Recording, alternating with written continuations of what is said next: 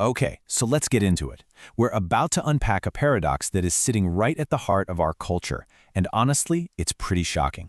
How is it possible that the creative world is worth more than ever before, but the actual creators? Well, they're just struggling to get by. The numbers, when you see them side by side, are absolutely staggering. First, just look at this number, $1.2 trillion. That's how much the arts and culture sector pumps into the U.S. economy. I mean, it's an absolute powerhouse, growing twice as fast as the rest of the economy and supporting over 5 million jobs. It is massive. Okay, now keep that trillion-dollar number in your head.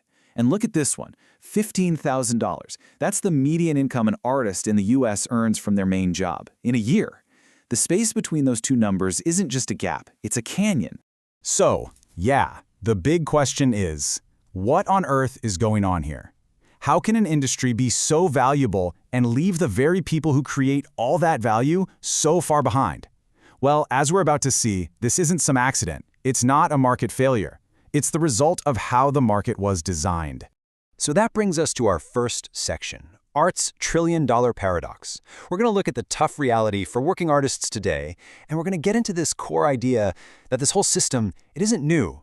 It's just gotten better and better at what it does over time. So a huge national survey of artists in 2026 painted a pretty devastating picture. Get this, over 60% of artists are working part-time in their main gig. More than half are genuinely worried about affording basics like food, housing, or medical care. Over a third are on public assistance, and 1 in 10 are juggling 3 or more jobs just to keep their heads above water. That is the reality behind that trillion-dollar number. And here's the thing. This is not a new problem. As the cultural critic David Bury puts it, the fundamental power dynamic has always been there. The only thing that changes is the mechanism of extraction.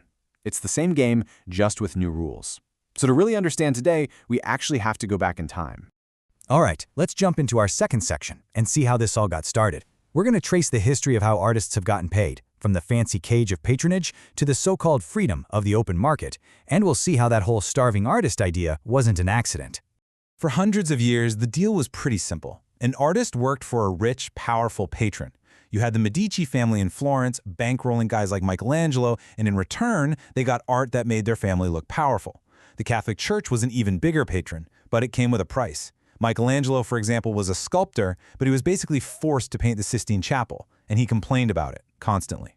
Then things changed. Auction houses and art dealers started to take over. And sure, artists got more creative freedom, but they lost all their financial security. And if you want the ultimate, tragic poster child for this new market, look no further than Vincent van Gogh. He sold exactly one painting in his entire life for what would be about $2,000 today. He died completely broke. Fast forward a century, and a single one of his paintings sells for over $117 million. That's a mind-blowing profit that helps out auction houses, collectors, estates, everyone except the guy who actually created it. This system perfectly severed the link between making great art and, surviving.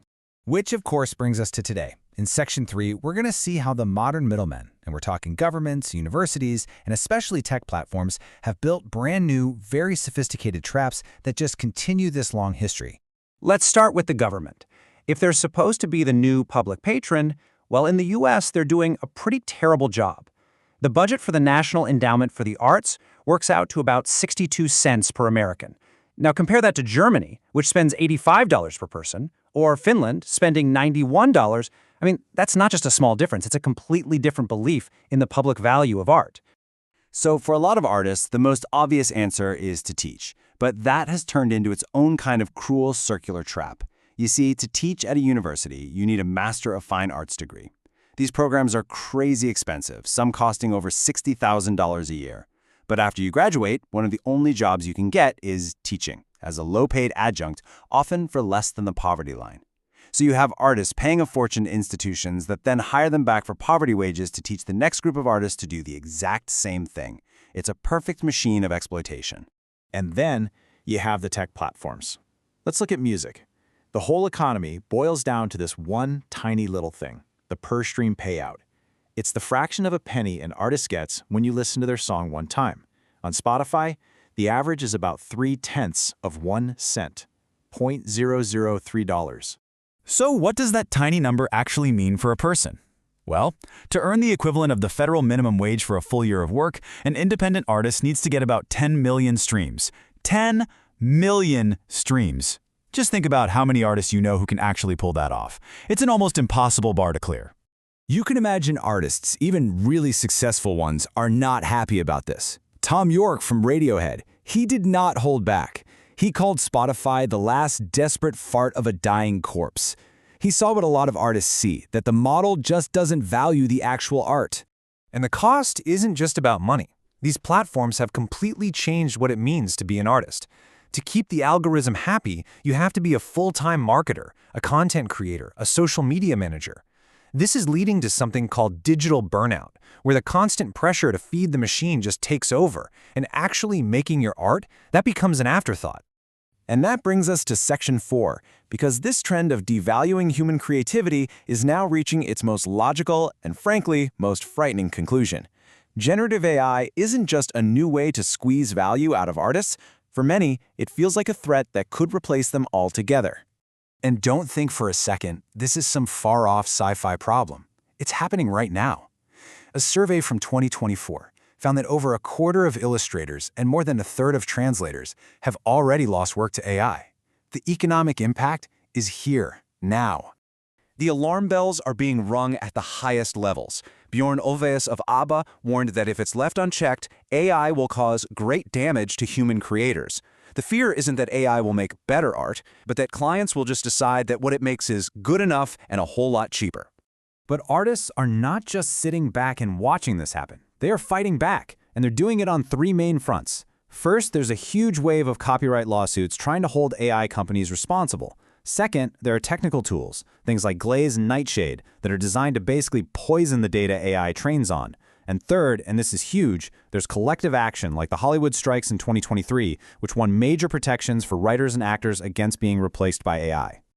So, with all of this going on, is there a way out?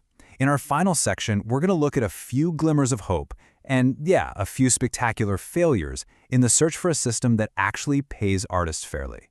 And what we see here is a really clear split between actual hope and just hype. On one hand, you've got models that really work. Ireland's basic income for artists is a huge success. It actually generates more money for the economy than it costs. And platforms like Bandcamp prove you can pay artists a fair share. They get 82% of the revenue and still be successful. But then there's the hype. Patreon helps, sure, but fewer than 2% of creators on there actually earn a minimum wage. And NFTs, that big promise of empowering artists, the market totally collapsed and the platforms got rid of artist royalties anyway. And that brings us to a final, absolutely perfect story about the system we're in.